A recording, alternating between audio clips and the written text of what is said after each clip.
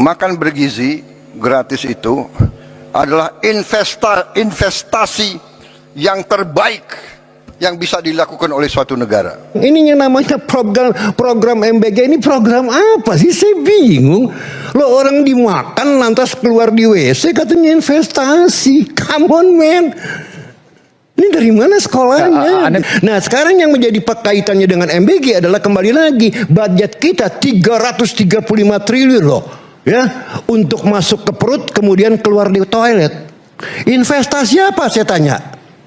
Saya ekonom loh, bisa debat sama saya. Yang namanya investasi mas bisa bisa dua. Satu berupa fisik, ya, jalanan, jembatan, ya, airport, ya, bandara segala macam. Itu investasi. Yang kedua spiritual. Ya, misalnya adalah pendidikan, meningkatkan kualitasnya.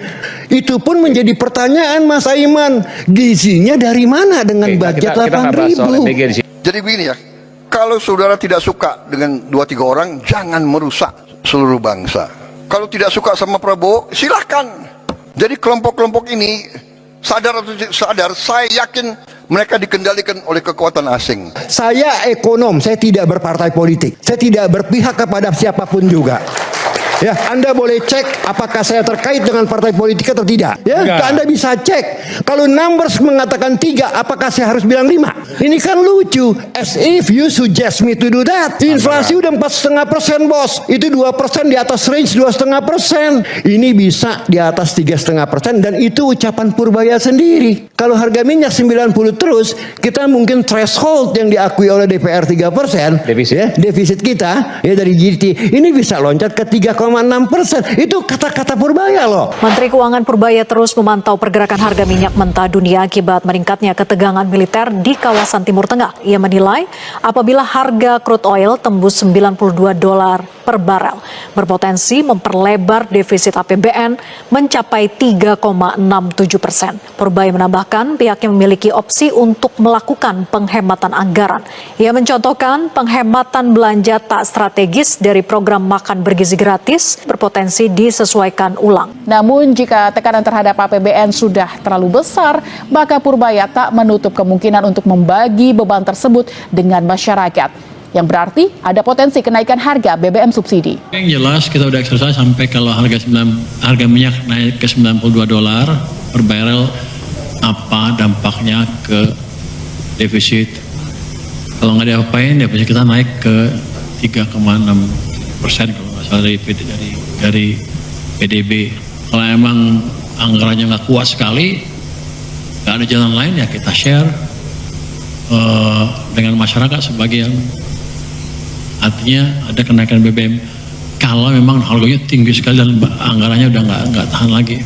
Ada kemungkinan ada anggaran yang diajukan adalah yang nggak terlalu penting, tapi yang untuk makanan kita nggak akan ganggu sama sekali dan kita akan dukung supaya optimal. Dan ini bukan berarti saya akan motong MBG, enggak, tapi ini kan potensi mana ini.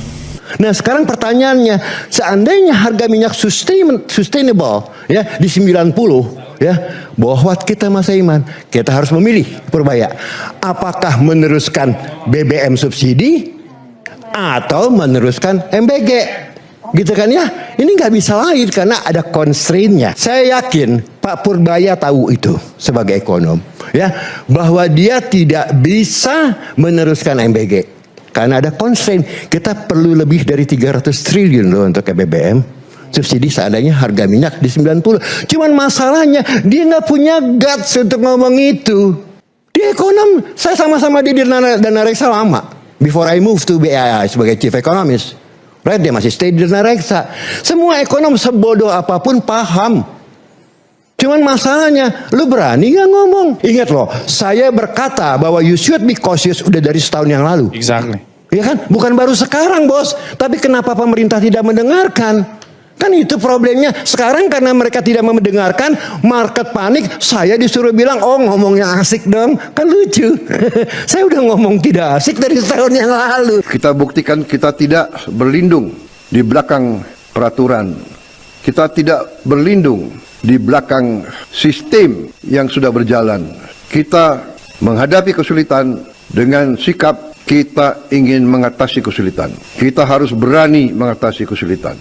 Kita tidak menutupi kesulitan. Kita tidak pura-pura tidak ada kesulitan. Akibat perang di Timur Tengah, kita harus siap menghadapi kesulitan. Dari tahun lalu bulan Februari, saya sudah berpesan bahwa program yang namanya MBG ini, ya, you should be cautious of. Kenapa? Akan di-downgrade oleh rating agencies. Dan ternyata terjadi. Ya. Oke, kaitan ke Iran apa, Prof? Ke Iran dan ke Irak, ke Iran dan Israel ini udah jelas lah dengan tingginya high oil prices, ya. It is a huge pressure on our economy, it is a drag. Ya. Nah, sekarang yang dipertanyakan oleh publik adalah kembali lagi kebijakan apa yang harus diambil oleh pemerintah mengetahui bahwa sebelum perang Iran pun memang kita sudah di downgrade, ya kan, oleh Moody's dan sekarang oleh Fitch. Lucunya Menteri Keuangan malah menyalahkan ekonom-ekonom. Dia bilang katanya ini gara-gara ekonom nih ngomong kita mau resesi. Jadi ini semua mencari kambing hitam gitu loh ya. Nah, siapa saya untuk bisa menggerakkan market? Lo uang sebesar ngomong jauh sebelum rating agency memberikan downgrade kok. Ya, apakah mereka percaya sama saya? Oh, kalau memang mereka percaya sama sekali, saya senang sekali. Berarti saya ekonom hebat, bukan ekonom kaleng-kaleng seperti Purbaya. Kan gitu, ya. Nah, outlook ke depan, Mas Aiman, kembali lagi saya ramalkan, ya. Saya tetap firm dengan my modal, ya. Dolar kemungkinan ke 22.000 bulan Juli, 17.000 sudah terjadi ya. Ya, dan di Q3 22.000 ramalan saya. Ya, saya ekonom. Ya, lantas di Q3 bukan tidak mungkin pertumbuhan kita less dan 3%, bahkan bisa resesi di Q4. Saya sebagai ekonom saya punya model untuk meramalkan dan semua yang saya ramalkan bahwa ISG. Halo teman-teman, jumpa bersama saya di Politik Dani. Teman-teman, ini menarik sekali ya. Lagi-lagi programnya Prabowo Subianto ini dibantah oleh profesor. Ya, kali ini Profesor Ferry ya, Lahihin, teman-teman ya. Bagaimana profesor ini ya, sangat terkenal dan sudah senior ya. Apa yang disampaikan oleh Prabowo selalu dibantah ya oleh Profesor Ferry ini. Prabowo selalu mengatakan ya bahwa untuk mencapai Indonesia emas, pemenuhan gizi dan sebagainya, solusinya adalah MBG, teman-teman. Dan profesor ini membantah seperti ini ya. Kata-katanya sangat luar biasa, teman-teman. Bagaimana Profesor Ferry ini mengatakan bahwa kemajuan bangsa di mananya MBG itu masuk ke perut, keluar di WC. Ini sangat keras sekali ya apa yang ia sampaikan. Kalau kita lihat kontroversi MBG ini memang menjadi perbincangan sampai detik ini, masih menjadi perdebatan baik di media sosial, podcast ya, ataupun acara televisi, teman-teman. Apa yang disampaikan profesor ini tentu menjadi bahan evaluasi ya bagi pemerintah. Dan bukan hanya MBG, sebenarnya ada lagi Koperasi Merah Putih ya kan. Jadi